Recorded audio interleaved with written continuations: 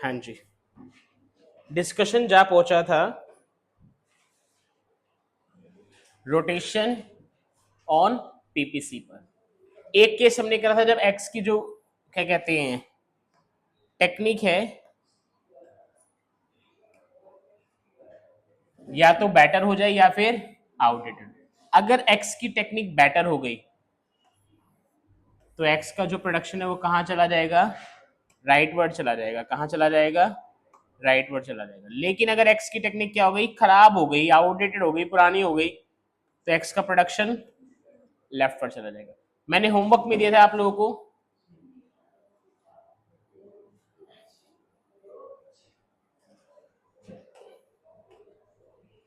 मैंने होमवर्क में दिया था आप लोगों को, क्या कहते हैं बी पार्ट, जब when technique of Y goods, technique of Y goods या तो क्या हो जाएगी, बेटर या फिर आउटडेटेड। और उम्मीद करता हूं आप लोगों ने इसको बनाया होगा।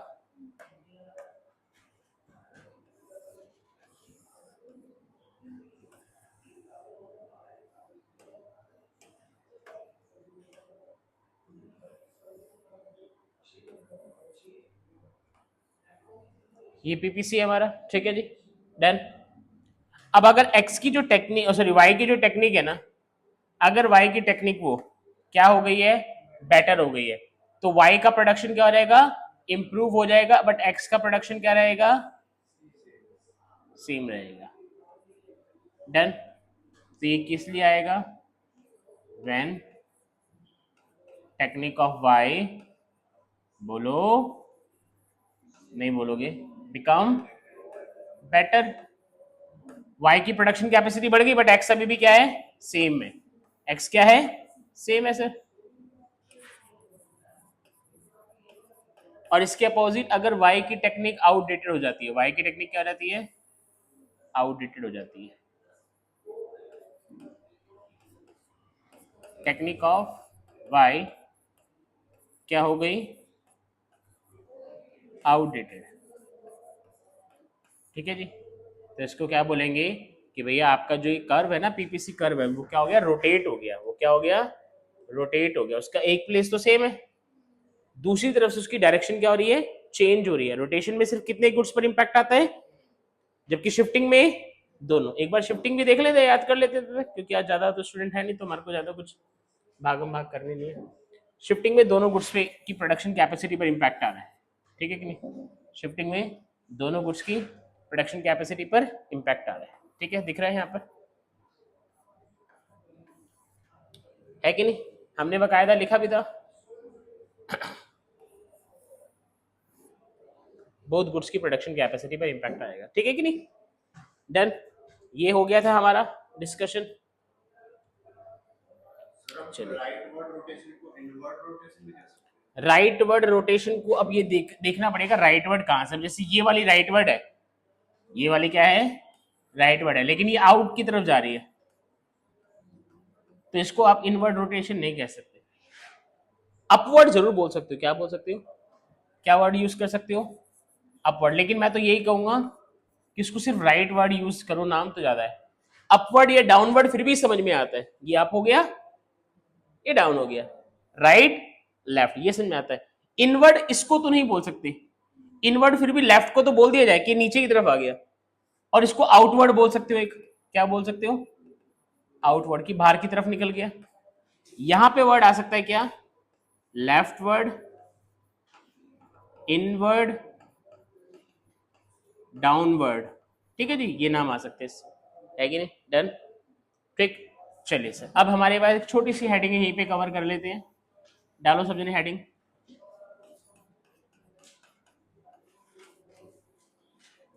Others, other name of PPC.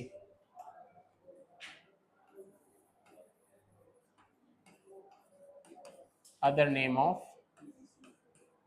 PPC. PPC के कुछ दूसरे भी नाम है सर, वो जरा देखते हैं।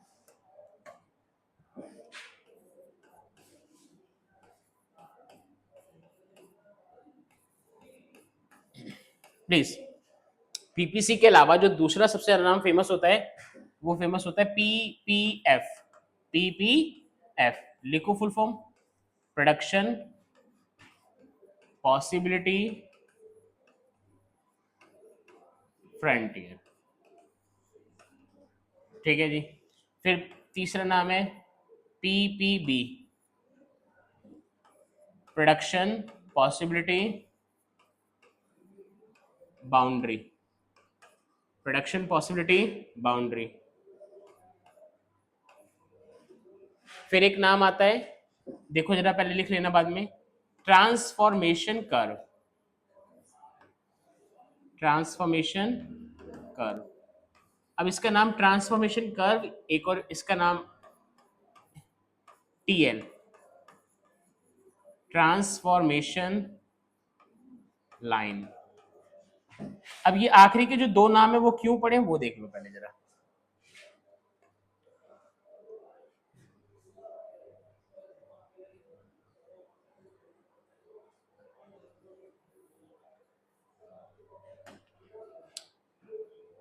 इसके रीजन को समझने की कोशिश करते हैं कि इनका नाम क्यों पड़ा ट्रांसफॉर्मेशन।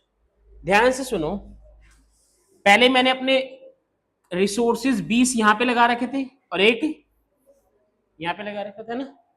जब मैंने इसका प्रोडक्शन बढ़ाया, एक्स का प्रोडक्शन बढ़ाया,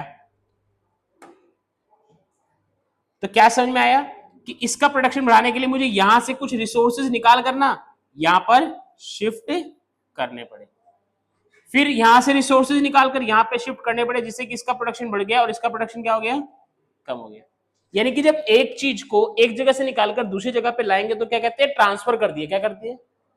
इसी चीज के कारण, इसी कंसेप्ट के कारण जो इसका नाम पड़ा है ना,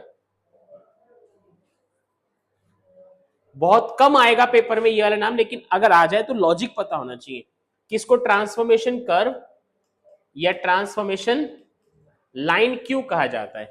क्योंकि इसमें हम करते क्या है, एक जगह से रिसोर्सेज निकालकर दूसरी जगह रिसोर्सेज डिप्लॉय करते। क्या मेरी बात समझ में आ रही है? पक्का बात समझ में आ रही है? ये 4 अदर नेम है, ठीक है, ध्यान रखेंगे हम लोग। ओके जी, अगली हेडिंग पे आते हैं जरा। इसके बाद नया टॉपिक शुरू होता है, marginal opportunity cost. Marginal opportunity cost.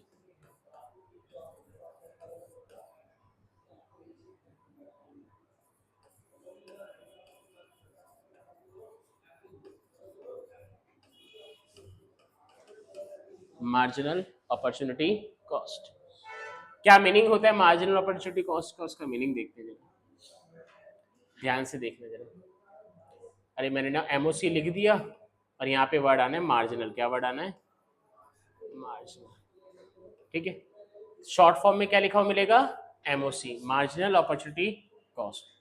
Meaning क्या है वो देखते हैं जरा। कहते हैं मान लीजिए आप कितने गुड्स का प्रोडक्शन करते हो? 2 गुड्स का प्रोडक्शन करते हो, ठीक है जी। अब जब आप 2 गुड्स का प्रोडक्शन करते हो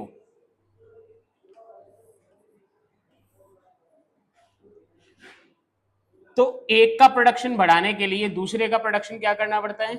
कम करना पड़ता है। एग्जाम्पल के लिए मान के चलिए मैंने गुड्स एक्स का प्रोडक्शन बढ़ाया कितने यूनिट से? 1 यूनिट से।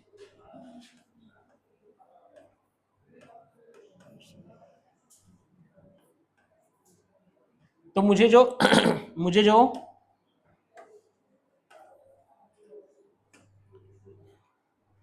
वाई गुड्स है उसका प्रोडक्शन कम करना पड़ा कितनी यूनिट से? 3 यूनिट से। क्योंकि रिसोर्सेस कैसे है हमारे पास? Resources are limited. अब आप लोग ये देख लीजिए सर, अगर आप लोगों ने यहां पे क्लास अटेंड करी है 4 से 5 टीटीएस में, तो आपको डेफिनेटली घर पे जो 4 से 5 का काम था वो सेक्रीफाइस करना पड़ा।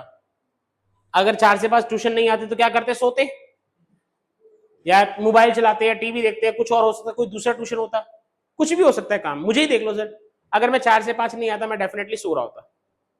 अगर ये भी आप लोगों का बैच शुरू नहीं हुआ होता तो मैं डेफिनेटली 4 बजे सोता, क्योंकि मैं क्या करूंगा, मेरे 5 बजे से मेरी क्लास है, मैं आराम से थोड़ा रेस्ट करके आऊंगा। पॉइंट ऑफ व्यू क्या है कि जब भी आप कोई एक चीज गेन करते हो तो आपको दूसरी चीज क्या करनी पड़ती है? सेक्रीफाइस करनी पड़ती है, लॉस करनी पड़ती है, क्योंकि आपके पास रिसोर्सेज क्या है, लिमिटेड है। रिसोर्सेज क्या है, लिमिटेड है। अब इसी बेसिस पे ये जो एमओसी का कंसेप्ट है बनाया गया, तो कहता है ये जो मार्जिनल अपॉर्चुनिटी कॉस्ट है ना, इसका मीनिंग होता है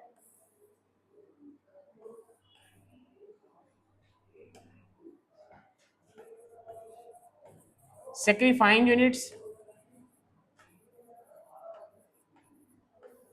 अपॉन में गेनिंग यूनिट्स, सेक्रीफाइंग यूनिट्स अपॉन में गेनिंग यूनिट्स। अब अगर मैं इस छोटे से एग्जांपल को लूं, तो इस छोटे से एग्जांपल में हम लोगों ने किस में सेक्रीफाइस करा, किस में गेन करा, जरा बताओ। y में सेक्रीफाइस करे और x में गेन करे। तो मैं यहां पे लिख दूंगा change in y divide by change in x। Economics में ना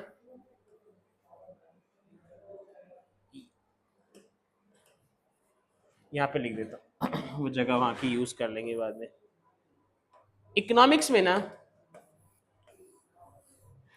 जब भी क्या वर्ड आए चेंज, तो उसके लिए सिंबल यूज किया जाता है ट्राइंगल वाला, जिसको बोलते हैं डेल्टा। क्या बोलते हैं? अब आज से ध्यान रखना, इकोनॉमिक्स में जब भी कहीं पर वर्ड लिखा हो मिले चेंज, क्या वर्ड लिखा हो मिले, तो उसका मतलब क्या हो जाता है, डेल्टा। क्या हो जाता है? अभी तक हम इसको ट्राइंगल पढ़ते थे, अब इसको क्या बोलेंगे, डेल्टा। ठीक है जी। तो मैं यहाँ पे क्या लिख सकता हूँ, delta Y upon delta X. हाँ जी, वाई में कितने का चेंज आया, 3 का। एक्स में कितने का चेंज आया, 1 का। तो यानी कि यहां पर मार्जिनल अपॉर्चुनिटी कॉस्ट कितनी बन रही है, 3, जो ये इंडिकेट कर रही है कि एक्स की एक एडिशनल यूनिट के लिए, किसके लिए, एक एडिशनल यूनिट के लिए वाई की आपने कितनी यूनिट्स को क्या कर दिया, सेक्रीफाइस कर दिया। वाई की कितनी यूनिट्स को क्या कर दिया, सेक्रीफाइस। मैं थोड़ा और डीप लेके चलता हूं। इकोनॉमिक्स में जब भी कभी क्या वर्ड आएगा, मार्जिनल, क्या वर्ड आएगा, तो वर्ड डेफिनेशन में एक वर्ड यूज होगा क्या, एन एडिशनल यूनिट। क्या वर्ड यूज होगा, एडिशनल। अब इसको थोड़ा और हमारी डेली लाइफ से कनेक्ट करते हैं, जब अगर समझ में आ जाए तो बताना कि यहाँ से समझ में आ गया। कई बार हम टेलर के पास जाते हैं, ठीक है, तो क्या वो एक वर्ड यूज करता है कि भैया इधर ना मार्जिन ना इधर का थोड़ा ज्यादा हो गया था, तो मैंने निकाल दिया कपड़ा, ये यहाँ पे ना कपड़ा कम पड़ गया, मैंने मार्जिन जोड़ दिया। कुछ आप समझ पा रहे हो मैं क्या कहना चाह रहा हूँ? टेलर क्या करता है ना, वर्ड यूज करता है मार्जिन ज्यादा था, मार्जिन कम था, है ना। तो वो मार्जिन का मतलब क्या है, एडिशन। क्या है मतलब, इकोनॉमिक्स में जब भी मार्जिनल वर्ड आएगा तो ध्यान रखना, क्या भाई पीएचडी की भी इकोनॉमिक्स पढ़ते हैं ना, तब भी मार्जिनल वर्ड आता है तो वहां पे क्या वर्ड यूज होता है डेफिनेशन के अंदर, एडिशनल। अब यहाँ पे देखो मैंने क्या बोला कि एक्स की एक, बोलो, एक्स की एक एडिशनल यूनिट के लिए वाई की जितनी भी यूनिट्स आपने क्या कर दी, सेक्रीफाइस कर दी, वो रेशो, वो वैल्यू क्या कहलाएगी, मार्जिनल अपॉर्चुनिटी कॉस्ट। डन। इसका मीनिंग बनाते हैं एक बार जरा। MOC means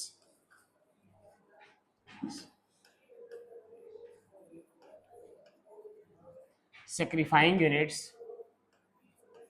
sacrificing units of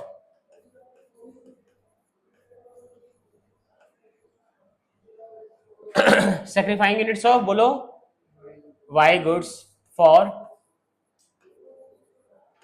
the production of an additional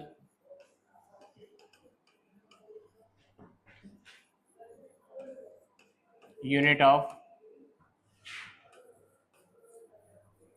x goods। ध्यान से जरा पढ़ना एक बार क्या लिखा हुआ है, एमओसी मीन्स सेक्रीफाइंग यूनिट ऑफ, बोलो, वाई गुड्स। इसका मतलब क्या हुआ कि वाई गुड्स में आपने कितना सेक्रीफाइस करा, किसके लिए, for the production of an additional unit of x goods. Done. एक लास्ट एग्जांपल और लेता हूं, डेली लाइफ से जुड़ता हुआ, फिर उसके बाद नोट करना। वो वाला याद है व्हाट टू प्रोड्यूस में हमने पढ़ा था, टमाटर लेने के वाला है ना, वो वाले बनाते। मॉम ने कहा बेटे 100 रुपये ले जा, 2 किलो टमाटर लिया और 2 किलो आलू लिया। ठीक है जी, 2 किलो टमाटर लिया, 2 किलो आलू लिया। मान लीजिए टमाटर कितने रुपए किलो है, 30 रुपए किलो है। कितने रुपए किलो है? और आलू कितने रुपए किलो है, 20 रुपए किलो है। तो 2 किलो टमाटर कितने के हो गए, 60। 2 किलो आलू कितने के हो गए? 40। मॉम ने मुझे पकड़ा कर भेजे थे कितने पैसे? 100 रुपए। 100 रुपए मतलब क्या हो गया? रिसोर्सेज आर, पॉकेट में पैसा क्या है? लिमिटेड है, 100 रुपए ही है, ठीक है कि नहीं? अब जैसे ही मैं सब्जी मंडी पहुंचा ना, तो मॉम का फोन आ गया, कह रही गौरव। मैंने कहा हाँ माँ। कह रही ऐसे करना कि जो आलू है ना, वो 3 किलो ले आना। आलू कितने ले आना? 3 किलो। या मान लो उन्होंने बोला टमाटर ले आना 1 किलो एक्स्ट्रा, 2 किलो बोले थे, 3 किलो ले आना है कि 1 किलो एक्स्ट्रा ले आना। तो मैंने कहा माँ एक चीज बताओ, आपने मेरे को पैसे तो क्या दिए? लिमिटेड दिए, 100 रुपए दिए। आपने पैसे तो क्या दिए? लिमिटेड दिए, 100 रुपए दिए। तो कह रही बेटे इकोनॉमिक्स पढ़ाता ना तू? मैंने कहा हाँ। तो कहती बच्चों को पागल तो नहीं बनाता तू? मैंने कहा अरे मम्मी कैसी बातें कर रहे हो यार, मैं सही सही इकोनॉमिक्स पढ़ाता हूँ, झूठ नहीं बोलता। तो मॉम ने कहा कि जब मैंने तेरे को बोला टमाटर एक्स्ट्रा ले आ, तो इसका मतलब क्या हुआ? आलू क्या कर दे? कम कर दे, क्योंकि तेरे पास पॉकेट में पैसा कितना है? लिमिटेड है। मैंने कहा अच्छा मम्मी ठीक है। अब 1 किलो आलू, 1 किलो टमाटर एक्स्ट्रा लेने हैं, तो टमाटर 3 किलो कितने के हो गए? 90 रुपए के। मेरे पास बचे कितने? 10 रुपए। तो मैं आलू सिर्फ कितने ले पाऊंगा? हाफ के जी। कितने ले पाऊंगा? क्योंकि 20 रुपए किलो थे, 10 रुपए में तो हाफ के जी आएंगे। तो अगर आप ध्यान से नोटिस करो, मैंने 1 किलो टमाटर एक्स्ट्रा लिए, उसके लिए मैंने कितने आलू सेक्रीफाइस कर दिए? आंसर इज कितने किलो? 1.5 किलो। ये 1.5 किलो मेरी यहां पर इस केस में क्या हो जाएगी? Marginal opportunity cost. कि कुछ एक्स्ट्रा गेन करने के लिए मुझे कुछ क्या करना पड़ेगा? सेक्रीफाइस करना पड़ेगा। और जितना सेक्रीफाइस करा, जितना सेक्रीफाइस करा, वो उतना सेक्रीफाइस जो करा है ना, वही आपका क्या कहलाएगा? Marginal opportunity cost. बनाओ, इतने ड्राफ्ट को बनाओ, ठीक है।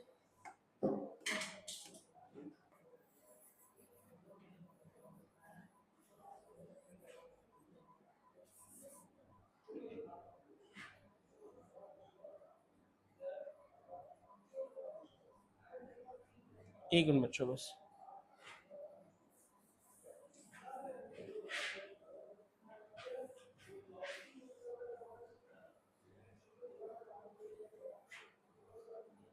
करो इसको नोट करो।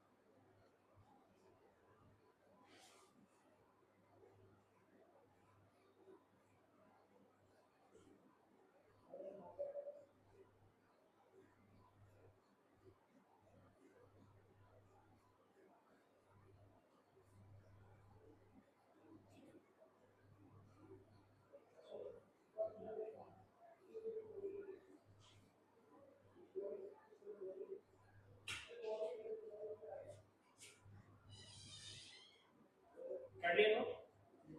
ठीक है। अब हेडिंग हमारे पास आती है नेचर ऑफ एमओसी, ठीक है। तो मैं पहले आपको एक टेबल बनवाता हूँ एमओसी के रिगार्ड में, देखते हैं। एक मिनट। ओके।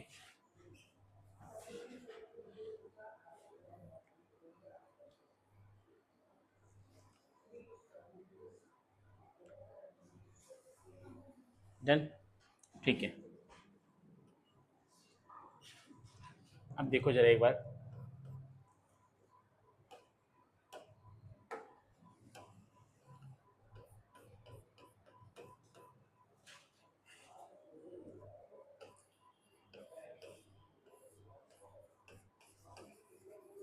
अभी बनाना मत, लिखना मत कुछ भी, पहले समझना, ठीक है।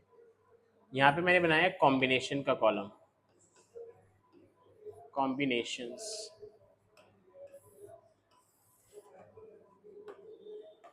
ठीक है जी।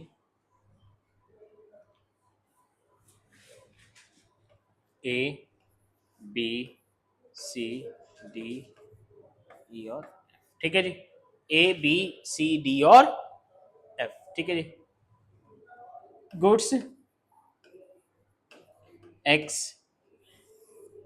गुड्स वाई,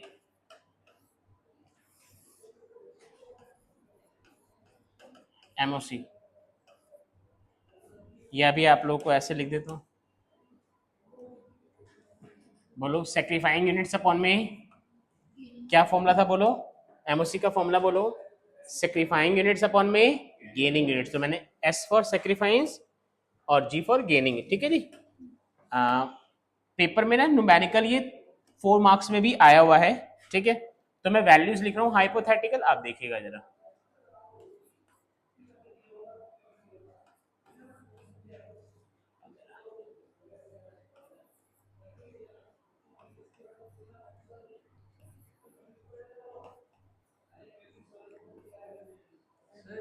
जी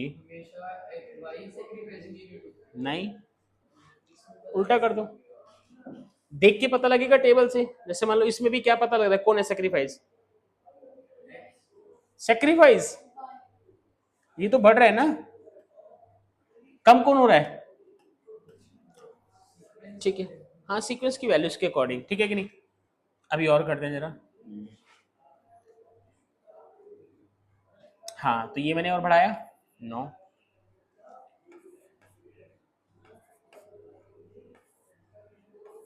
0, ठीक है। अब यहाँ पे टेबल को बनाने के बाद ये दिख रहा है साफ तौर पे कि जो x है वो धीरे धीरे बढ़ रहा है और y है जो धीरे धीरे कम हो रहा है। तो सेक्रीफाइस में कौन आएगा, y, that means delta y।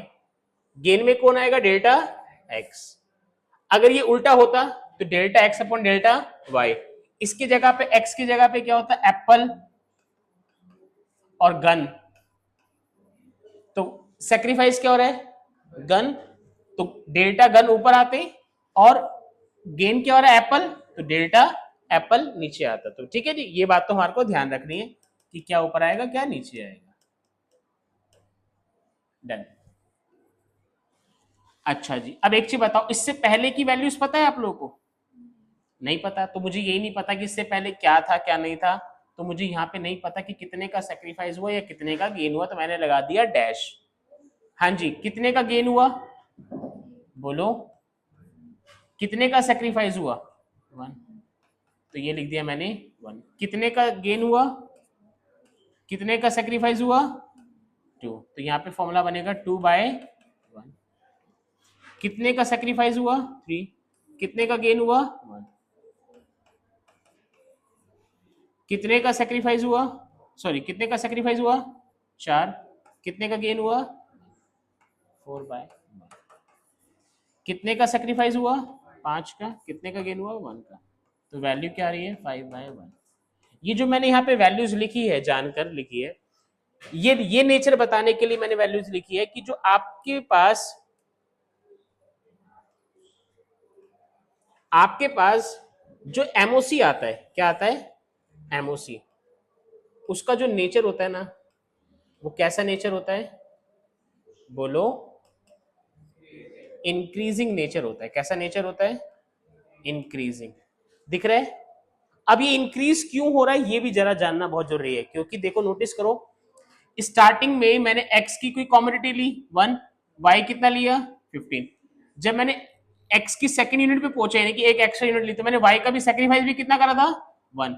लेकिन जब मैंने 5 से 6 पर पहुंचा, मैंने x की कितनी यूनिट एडिशनल प्रोड्यूस करी, लेकिन y का सेक्रीफाइस कितना कर दिया 5 यूनिट का।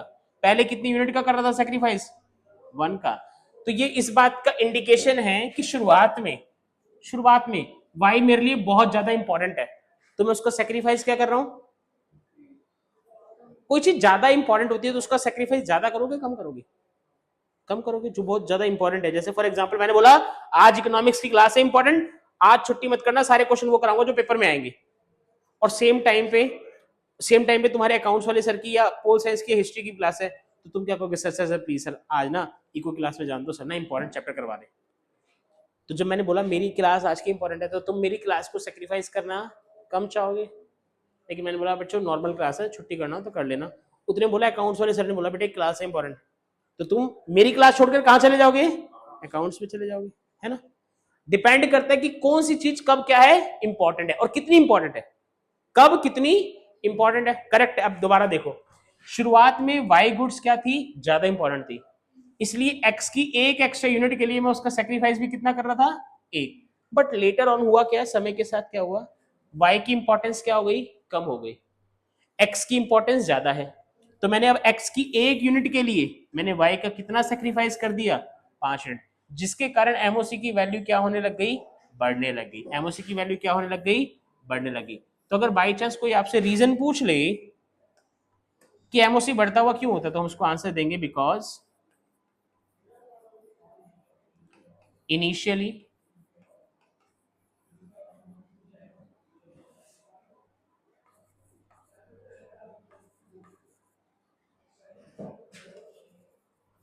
we are not ready to sacrifice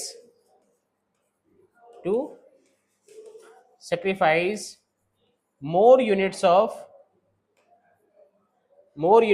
बोलो कौन सी goods, Y goods, but later on its importance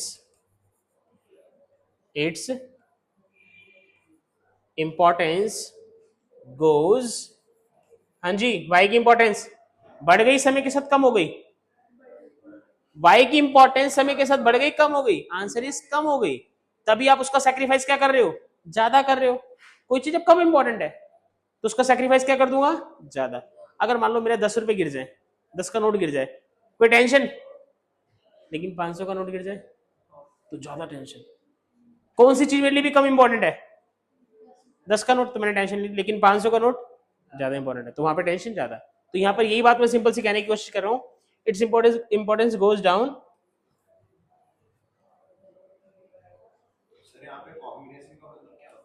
एक मिनट, दैट्स वाई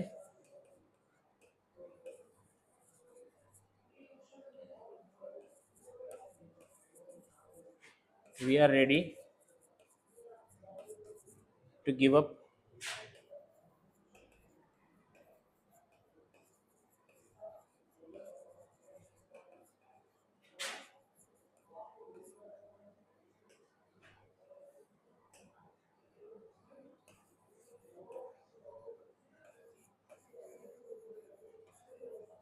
हाँ जी। कॉम्बिनेशन का मतलब आपने पूछा पेयर, कॉम्बिनेशन का मतलब क्या होता है, पेयर। जैसे कि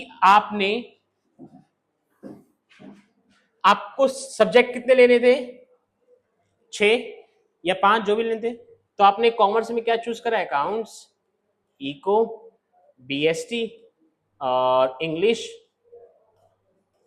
और क्या चूज करा है, बोलो, मैथ चूज करा है ना। आप इसकी जगह पे क्या ले सकते थे, हिंदी ले सकते थे ना, बट आपको लगा नहीं मेरे को बेस्ट रिजल्ट किस में मिलेगा, मैथ में मिलेगा, तो आपने मैथ चूज करा। कोई बच्चा क्या कर चूज कर सकता है, हिंदी। और 6th में कई सारे बच्चों ने फिजिकल एजुकेशन लिया होगा, या कई सारे बच्चों ने आईटी लिया होगा, या कई सारे बच्चों ने आईपी लिया होगा, बट अलग होम साइंस भी लेते हैं कुछ बच्चे। तो मेरा पॉइंट ऑफ व्यू क्या है, कॉम्बिनेशन का मतलब होता है पेयर, कि दोनों गुड्स का कॉम्बिनेशन किस मात्रा में किया जाए कि हमारे को बेस्ट रिजल्ट मिल सके। शुरुआत में हमारे लिए कौन इंपॉर्टेंट है, तो हम वाई का प्रोडक्शन क्या कर रहे हैं, ज्यादा। बट बाद में हमारे लिए कौन इंपॉर्टेंट है, एक्स, तो हम किसका प्रोडक्शन कर रहे हैं, ज्यादा, एक्स का प्रोडक्शन ज्यादा कर रहे हैं, वाई का प्रोडक्शन बहुत ना के बराबर है सर हमारा। तो कॉम्बिनेशन का मतलब होता है पेयर। कि किस सिचुएशन में कौन सी गुड्स हमारे लिए कितनी इंपॉर्टेंट है। अगर मैं यहां पे लिख दूं आप लोग के आंसर को बेटर बनाने के लिए, यहां लिख दूं मैं,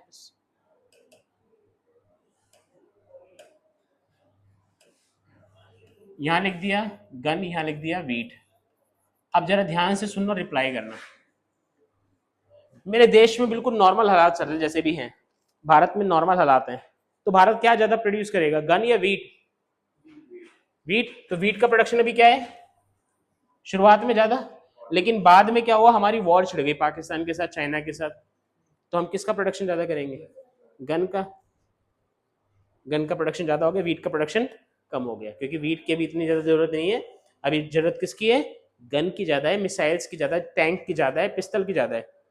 तो यहाँ पे जो ये गुड्स है ना, इन दोनों को कितनी मात्रा में कब प्रोड्यूस करना है, इसके पेयर को क्या नाम दिया गया है, कॉम्बिनेशंस। डन, क्या बात समझ में आई? ठीक है, ये रीजन एक बार पढ़ लो। मैंने सिंप्लीफाइड लैंग्वेज में लिखने की कोशिश करी है, अगर कहीं कोई वर्ड अटके तो बताइएगा जरा।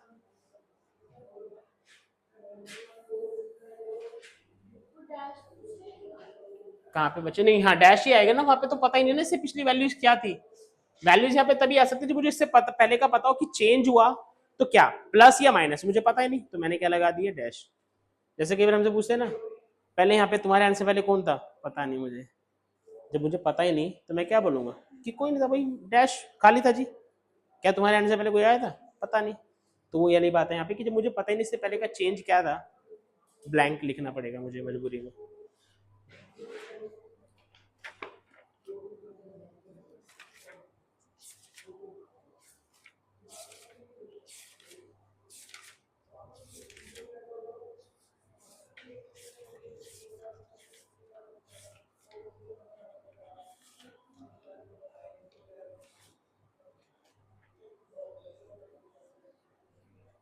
बाकी आप लोग के जो फ्रेंड्स है वो कहाँ पे रह गए, या भी लग स्ट्रीम ही नहीं चूज करी है किसी ने। तुम्हारे टेंथ में थे तो बहुत सारा ग्रुप तुम लोगों का।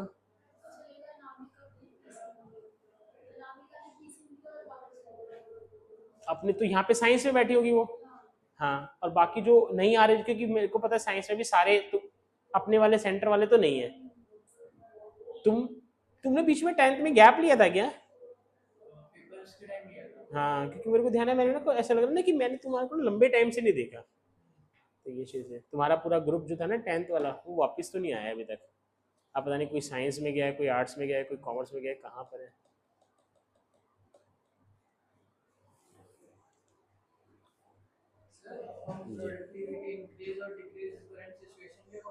बिल्कुल। प्रोडक्टिविटी नहीं, प्रोडक्शन। प्रोडक्टिविटी का अलग वर्ड है। प्रोडक्टिविटी का मतलब होता है कि पर्टिकुलर एरिया में कितना प्रोडक्शन हुआ। जैसे मान लो मेरे पास 1 एकड़ जमीन है, उस 1 एकड़ जमीन में मैंने कितना गेहूं उगाया, दैट इज प्रोडक्टिविटी। अब मुझे टोटल प्रोडक्शन बढ़ाना है घटाना, डिपेंड करता है नीड्स के ऊपर। अगर देश के अंदर वॉर चल रही है तो भैया पहले मैं जाऊंगा गन की तरफ। प्रोडक्शन में हमारी इकोनॉमी क्या चाहेगी, जैसे यूक्रेन और रशिया बीच में वॉर चल रही है सर, तो इस वक्त यूक्रेन को मदद चाहिए सर, किस चीज की, गन्स की, रशिया से लड़ने के लिए। डन। लेकिन अगर किसी देश में भूखा संकट आ गया, क्या कहते हैं, क्या कहते हैं उसको, भूखे को वो क्या कहते हैं, जब ड्रॉट वर्ड बोलते हैं ना, सूखा पड़ जाना, है ना, तो सूखा पड़ रहा है, या भूकंप आ गया, सब कुछ तबाह हो रहा है, सुनामी आ गई, बहुत ज्यादा तबाह हो रही है, तो वहां पे मेरे देश के लोगों को पहले मैं खाना खिलाऊंगा, तब जाके मैं कुछ करूंगा ना। तो प्रोडक्शन क्या करना है, कैसे करना है, कब करना है, कितना करना है, सब डिपेंड करता है हालातों पर। अब अगर आपके एग्जाम्स आ रहे हो तो मैं आपको एक्स्ट्रा क्लास पे बुलाऊंगा। एग्जाम नहीं है अभी तो, तुमने बैच शुरू करा 11, तो मैं अभी से तुम्हारी एक्स्ट्रा क्लास लगानी शुरू कर दूं? नहीं ना। लेकिन अगर एग्जाम आ गए, हाँ भाई चलो 2 घंटे क्लास है, हाँ भाई चलो संडे को भी क्लास है, हाँ भाई चलो अम्बेडकर जयंती आ जाओ क्लास है, तो डिपेंड करता है सिचुएशन पे कि क्या होने वाला। ठीक है जी। अच्छा, अब यहां पे एक चीज नोटिस करो, जब एमओसी क्या हो रहा होगा,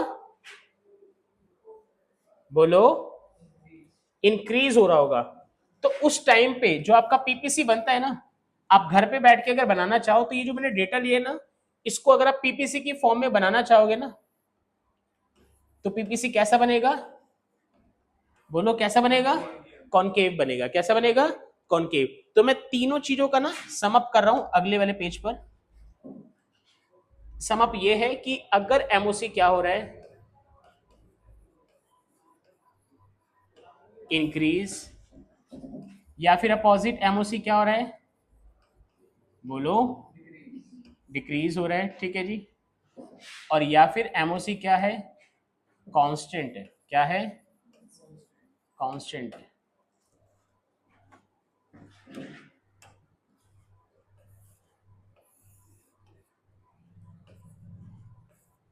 अगर एमओसी इंक्रीज होगा तो पीपीसी की शेप बनेगी कॉनकेव। कैसी बनेगी, 1 मार्क का क्वेश्चन बहुत बार आ चुका है। अगर एमओसी डिक्रीज होगा तो पीपीसी की शेप बनेगी कॉन्वेक्स, और अगर एमओसी कांस्टेंट होगा तो पीपीसी बनेगा स्ट्रेट लाइन डाउनवर्ड।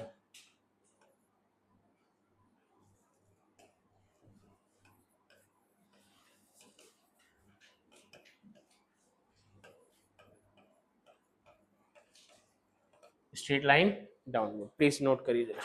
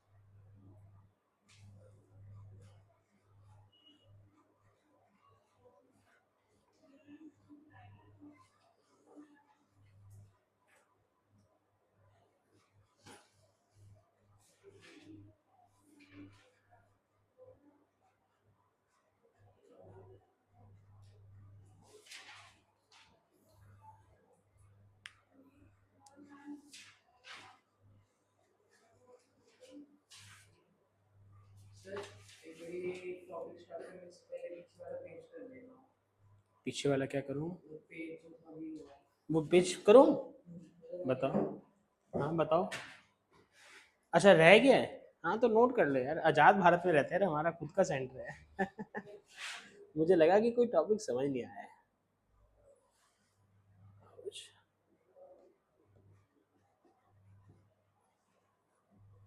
तुमने कुछ कोर्सेस में एडमिशन लिया है स्कूल में, बीएम भारती, आप भी पुष्कर बीएम भारती में हो ना, पहले किस में थे, अच्छा 24 वाले में, बुधवार वाले में थे। चेंज करने के लिए माइंड मेकिंग कहाँ की कर रहे हो, कि वैसे कहाँ के लिए सोच रहे हो, अगर सर वैसे तो अभी ट्राई किया है, कहाँ पे, मतलब स्कूल में जहाँ पे एआई हो, जहाँ पे एआई की फैसिलिटी अवेलेबल हो, एआई लेना ऑप्शनल, ओके। तो डीएवी में अभी किया था, ठीक है। अब देखो बच्चों, पीपीसी की शेप क्या आएगी, या तो या फिर डिपेंड किसके ऊपर कर रहा है, एमओसी की शेप पे या एमओसी की नेचर पे। तो 1 मार्क का क्वेश्चन आ गया कि जो स्लोप ऑफ पीपीसी होता है ना, जो स्लोप ऑफ पीपीसी होते हैं वो कौन होता है, तो आपको 1 वर्ड में लिखना है कि स्लोप ऑफ पीपीसी किसे कहते हैं, एमओसी। क्योंकि एमओसी की जो नेचर है इंक्रीज है तो पीपीसी की शेप अलग आएगी, एमओसी का नेचर डिक्रीज है तो पीपीसी की शेप अलग आएगी, अगर एमओसी का नेचर कांस्टेंट है तो पीपीसी की शेप अलग आएगी। तो 1 मार्क में ध्यान रखना कि अगर क्वेश्चन आ जाए कि एमओसी किसका स्लोप है, तो एमओसी पीपीसी का स्लोप है। ये क्वेश्चन को उल्टा कर दो कि पीपीसी का स्लोप किसे कहते हैं, तो आंसर इज एमओसी को कहते हैं। किसको कहते हैं, एमओसी को। कांस्टेंट कब होगा, अब अगर डेटा को थोड़ा चेंज कर दे रहा है, जो हमने पीछे भी टेबल बनाई थी, अब इसको चेंज कर दो, पहले गिराओ ज्यादा तेजी से, फिर गिराओ कम तेजी से। बना के दिखाऊं टेबल एक, है, चलो जी टेबल बना के दिखा देते हैं, थोड़ा सा आइडिया लग जाएगा। ओके, मैं दो टेबल बनाता हूं, आप लोग उसमें एमओसी की वैल्यू निकाल के बताना, ठीक है ना। कॉम्बिनेशन हो गया ए बी सी डी ई,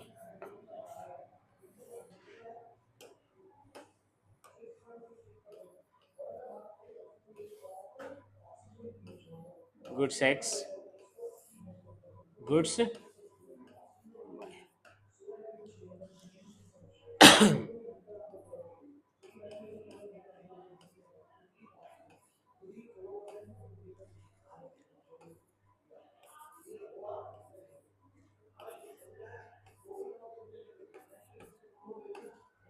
अब यहाँ पे किसकी वैल्यू निकाल के दिखाओ, एमओसी की, बताना जरा कितनी आ रही है वैल्यू, ठीक है।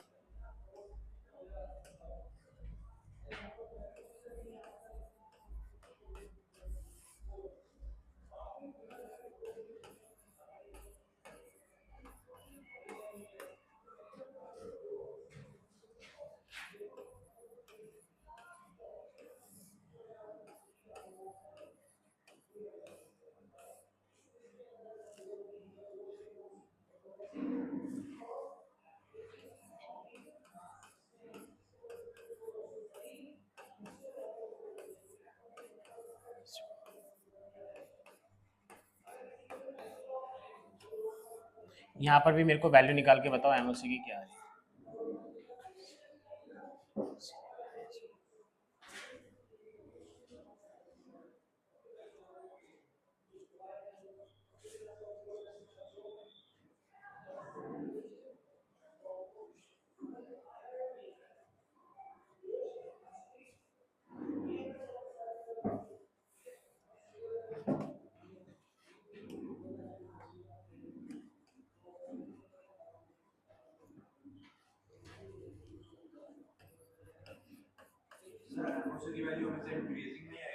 हमेशा नहीं, डिपेंड अपॉन सिचुएशन, अभी तो बताया कि तीन हो सकते हैं, एमओसी, एमओसी, एमओसी कांस्टेंट।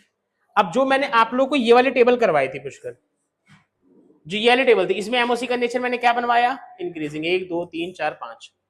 अब जो मैंने आपको ये वाली टेबल दी है, यहां पे वैल्यू आप ध्यान से देखोगे तो डैश 5 4 3 2, नहीं, यहाँ पे आना था 1, यहाँ पे आना था 0, ठीक है जी, 2 और 1 आ रही है। यहाँ पे किस नेचर में आ रही है, डिक्रीजिंग नेचर में। और अगर यहाँ पे करोगे तो कैसे आ रही है, कांस्टेंट आ रही है वैल्यू, कैसे आ रही है, कांस्टेंट आ रही है। तो एमओसी इंक्रीजिंग भी हो सकता है, डिक्रीजिंग भी हो सकता है, कांस्टेंट भी हो सकता है। बट 11th के कोर्स में, 11th के कोर्स में जो एमओसी का नेचर दे रखा है, वो एमओसी का नेचर कौन सा दे रखा है, इंक्रीजिंग नेचर। कौन सा नेचर दे रखा है, इंक्रीजिंग नेचर। बट मेरे को आपको तीनों इसलिए समझाने पड़े क्योंकि पीपीसी की शेप का जो रीजन है ना, वो एमओसी है। अगर आप घर पे जाके ना बैठ के अगर कोशिश करिएगा, आप इस ये वाले जो टेबल बनाई थी यहाँ पर, और इधर जो दोनों टेबल बनाई है यहाँ पर, तो अगर आप इसको ग्राफ पे प्लॉट करेंगे ना, तो आपका जो पीपीसी आएगा कुछ ऐसा आएगा, और इसको ग्राफ पे प्लॉट करेंगे तो पीपीसी कुछ ऐसा आएगा। तो यानी कि पीपीसी की शेप कैसी होगी, उसके पीछे वजह कौन है, एमओसी। कौन है वजह, इसलिए मैंने क्या लिखा कि जो स्लोप ऑफ पीपीसी है वो कौन है, एमओसी है। डन, नोट कर लीजिए। आज के इस धारावाहिक को यहीं पे समाप्त करेंगे। इस धारावाहिक के सभी पात्र वास्तविक थे।